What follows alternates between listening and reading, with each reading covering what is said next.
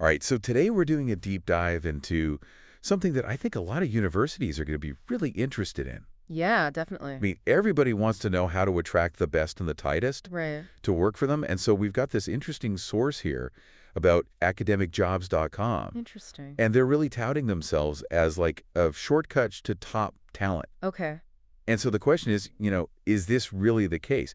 Could this be the secret weapon that universities are missing out on? Yeah, I mean, just glancing at this right away, Yeah. one of the things that jumped out at me is that they're saying that you can post a job in like 90 90 seconds. seconds. Yeah. I mean, that's barely at the time to even like decide what field you're even going to Exactly. post in. That's what I thought too. Right. Yeah, so I mean, that's got to be like some kind of marketing ploy. Well, it sounds almost too good to be true, right? Yeah. Like, okay, 90 seconds. But even beyond the speed, what's the real advantage here for universities? Well, I mean, speed's obviously a huge plus, especially for busy hiring committees. Of course, yeah. But I think one of the things that this source is highlighting is this idea of a virtuous cycle. Okay. So, they're saying that Harvard uses it. Oh, wow. Okay. And all these other big name schools are using academicjobs.com. And so that attracts top talent. So it's like the big names attract the big talent, which attracts more big names. Exactly. Yeah. It creates this like self-perpetuating system. That's interesting. Okay. Yeah. But why wouldn't somebody who is a top candidate just go straight to,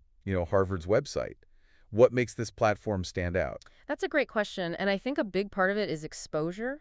Okay. Top candidates are ambitious. Right. They want to see all the options. Exactly. They want to compare different opportunities. Yeah. And maybe even find, like a hidden gem. Oh, right. Okay. That they wouldn't have even known about otherwise. Interesting. And academicjobs.com really puts those institutions in front of a highly curated audience. Okay. So you're saying it's less overwhelming. Way less overwhelming. And like going to tons of different university websites. Yeah. It's like a one-stop shop for the ambitious academic. Exactly. I like that, okay? Yeah. And speaking of attracting those high flyers, this source mentions an AI and Google job boost. Oh, yeah.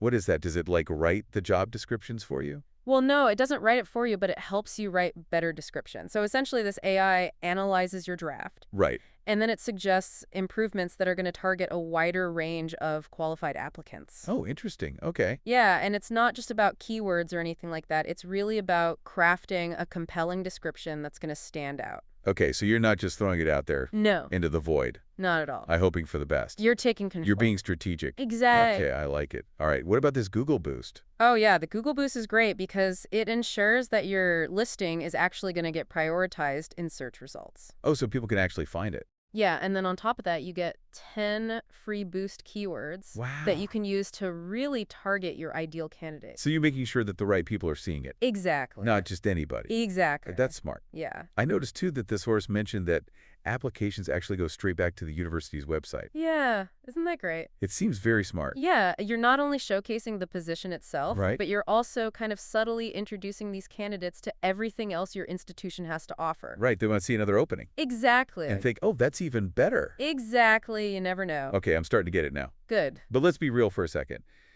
Everybody claims to have massive audience reach these days.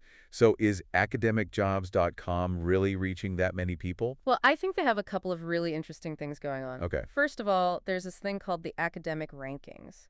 And, people in academia, they love rankings. They love rankings. Everybody loves rankings, right? It's true, yeah. It's like, oh, we're #1. Exactly, yeah. And so it draws in this huge passive audience. Oh, so people who maybe aren't even looking for a job right now, but then they're like, oh. That's an interesting opportunity. Yeah. And then the second thing is they have this higher ed podcast show. Oh, a podcast. Yeah, and it's on Spotify, it's on YouTube, it's on Apple Podcasts, like it's everywhere. They're really getting it out there. And I think that's really smart because it's creating all this buzz and engagement. So it's not just about posting a job. You're actually part of like a community. Exactly. It's about being part of a community and tapping into this audience that's already really engaged and passionate about higher education. That's a great point. Yeah. So it sounds like if you're a university that's looking to, snag top talent, Yeah.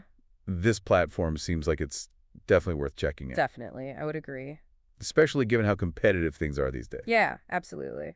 Can embracing platforms like this even be the way forward for higher education staffing? It's an interesting question, and I think it's something that all universities should be thinking about. For sure. Well, this has been a really interesting deep dive. It has been. I think we've learned a lot about academicjobs.com today. Me too. And hopefully our listeners have too. Hopefully so. All right, that's it for this deep dive. We'll see you next time. See you next time.